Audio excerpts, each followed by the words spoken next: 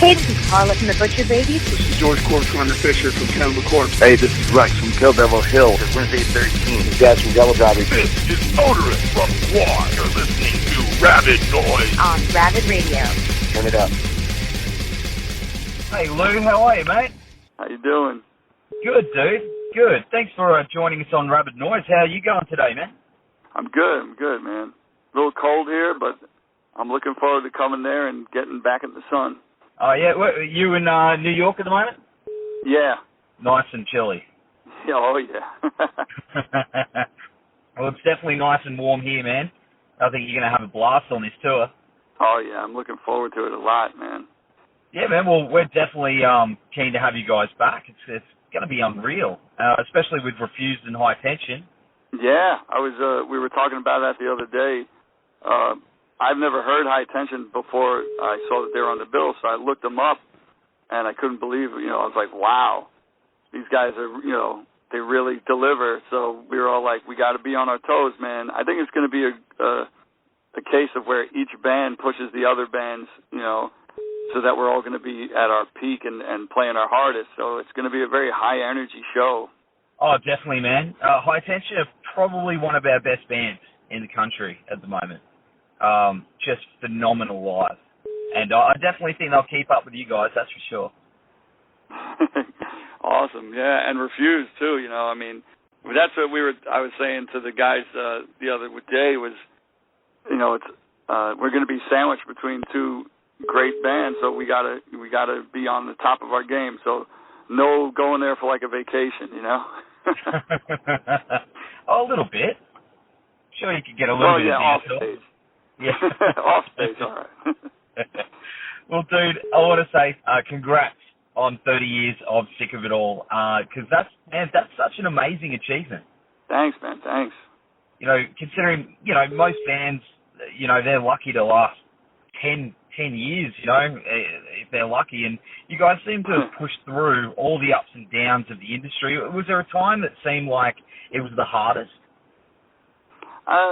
Maybe not from the industry, like probably just personal stuff. Like, we've always had this thing where I think we've had, like every band, you have arguments and stuff like that. I think there were only like two major ones, and it was always stuff where you just had to sit back and say, like, do we want to continue? Then we got to compromise and be cool with each other, or you're going to hold on to your stupid grudge or your ego and ruin the only thing that we love, And that's what it came down to. Is that's kind of like how we've done it, where we don't let your ego run away. I mean, we can fight like everybody else, but in the end, you got to you got to turn around and be friends again and shake hands, because we got to keep going. Definitely true what they say about bands being like a marriage, isn't it? Oh, yeah. And another thing, of course, is your voice, man. Still sounds killer after all these years. I mean, have you got a secret? My secret is I don't know what I'm doing. That's what it is. I just keep doing it. The way I scream and stuff, to me it's more like muscle control. So like when we're off tour, if we have a long time off a tour and I don't go and rehearse, even if it's by myself, it gets really weak and it sounds like shit. I'm not going to lie to you.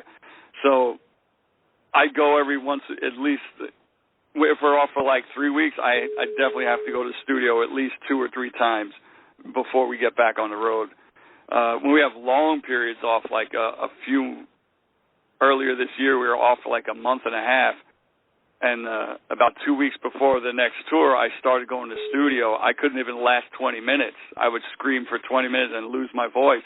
So to me, it's always consistently keeping it warm and keeping the muscles going. Yeah, I find that myself, man. If I take a month off, it takes me a little while to get my voice cranking again. It can be really tricky. I'm kind of jealous of my friends that actually sing, because I know guys who smoke and drink and then they won't do a show for like a month and then get up and belt out a song perfectly. I'm like, God, I hate you guys. I wish I learned how to sing instead of scream, but and now I'm stuck with it. So. Oh man, it's awesome though. And of course, man, after all these years, have you found that you've got your original fans bringing their younger kids to the shows and stuff like that? It's become more like a family affair? Yeah, in some cases it's funny. We had guys bring their kids and sometimes the whole families, like the wife, the husband. We've had shows where years ago people have come up and they asked us to, can I propose to my girl here? And then they'll show up like, I remember 2 years ago, this couple showed up in Holland and they were like, do you remember back in 1994 you let us, get up on stage and I proposed to my wife? And now they brought their kid to the show, and the kid was psyched wearing a Sick of It All shirt. So it was pretty funny, It's humbling, too. You're like, wow. Would it have that impact on people's lives, man? It must be pretty special. Yeah, it is. It's cool. Like I said, it's humbling. Sometimes we don't know how to react. We're just so happy we smile, It's like, you can't say anything but thanks, man. I'm glad they stuck around and that they enjoyed they liked us that much that they got their kids into it, And of course, man, I was talking to Dennis from Refused a little while ago, and he said that he grew up listening to you guys, and that it was really special for him to be able to play shows with you guys and tour with you guys. Have you had that experience yourself, where you've toured with your own musical heroes and become friends with them? Yeah, I mean, back in 1989. We got to tour with the Bad Brains in the United States, and like for us, the Bad Brains were they were the pinnacle. They were the band, and they were doing the Quickness album at the time came out, and we were lucky enough that they had an opening slot, and we did a short tour with them from the Midwest down the West Coast, and we got to know the guys, and to see that every night, like that is one of the best live acts you've ever seen in their prime. Nobody could touch them.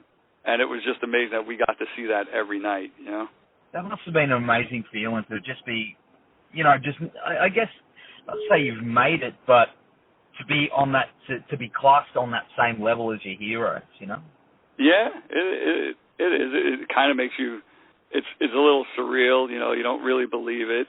I mean, we're indebted to the guys, bands like, AFI and the guys in Refuse who have gone on and become, much bigger than just the punk and hardcore scenes. But they turn around and they feel that they owe us something for inspiring them or whatever.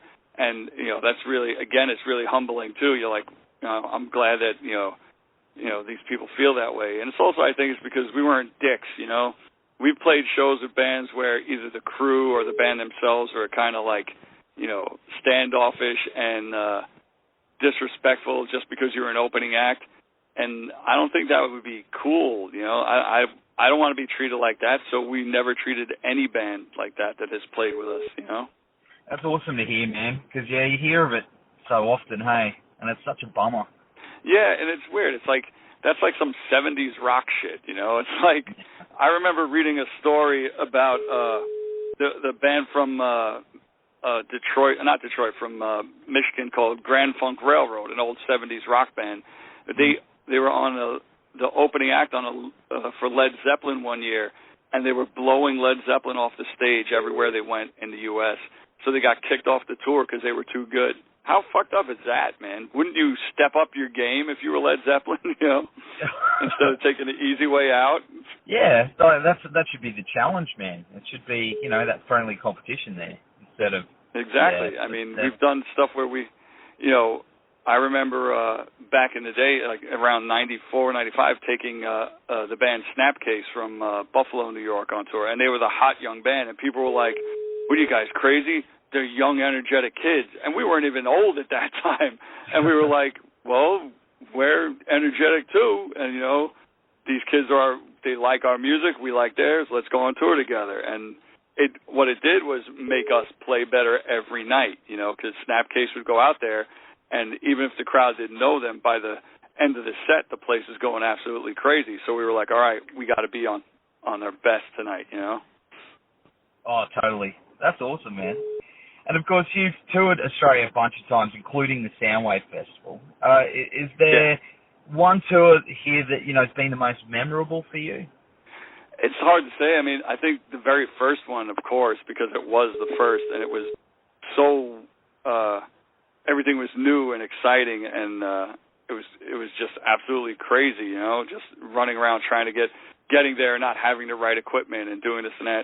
But I mean, we've had a lot of fun tours headlining. I think from the Soundwave, it was the 2 side shows we did with Madball that were completely amazing. The clubs were packed, and people were just going absolutely crazy the whole night. It was a lot of fun, you know, and I think we had more fun doing those 2 shows than the actual festival.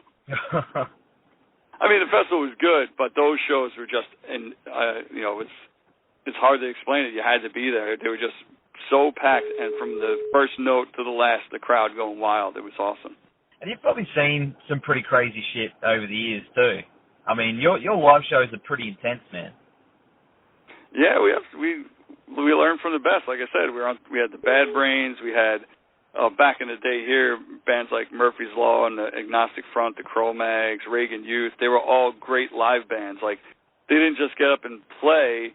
They got up and they expressed themselves. Like, the music moved them, so they moved. And that was the same thing with us. We started out as kids going to metal shows, and we wouldn't just stand there. We'd be, like, thrashing all around. And then when we started getting into punk and hardcore, going to those shows, everybody moved. Everybody danced. Everybody stage dived. And when we got up on stage, it was just like we wrote songs that made us want to dance and stage dive, so we did, you know? And, man, it doesn't seem like you're going to be slowing down or you know, stopping anytime soon. Another 30 years on the menu? I don't know if another 30, but yeah, we're still in pretty good shape. It still fires. It takes me a little longer to get going. You know, like I need like 22 hours of sleep, and then I can get up on stage for an hour and go wild. Do you find that you know, after doing it so long, you know, it's harder to recover the next day after the show, or do you get sort of through that point where your body can just take the punishment? It's funny, like at the beginning of a tour, if we were off for a couple of weeks or more, the first few shows, your body's all stiff after, but then by the third one, you don't even notice it anymore, you know? And then when you come home from a long tour, the second you relax, that's when everything hits you, because all your adrenaline goes, and then your body's like, hey, idiot, you're not 19 years old anymore, you know? That's awesome, man. Of course, have you guys got plans for another release soon? I mean, you've just released the EP, When the Smoke Clears, last month before, and you know, that's awesome, man. I love it. You guys got another plan for another release soon? I think our plan is we're going to do the States for 2 months, which we haven't done in a long. We haven't toured the States like that in 10, 15 years. Where we did the whole United States. We've done, you know, like an East Coast run, then the West Coast, then Florida and Texas, and then like up in Detroit and stuff like that in the middle of America, but we haven't covered the whole U.S., so that's our project for the summer, and that's what we're going to do. I suggested, and we haven't agreed on it yet, that at the end of that in August, we sit down, you know, and just start writing. While we're on tour, we're always writing riffs and stuff. I think in August we should sit down and start thinking about and hammering out the new record. And I think it'll most likely be 2018 to come out. Awesome, man. That's exciting times, man. Well, thanks again for joining us on the show, and we'll see you and the boys at the Tivoli on Friday, January 20th. Yes, thank you.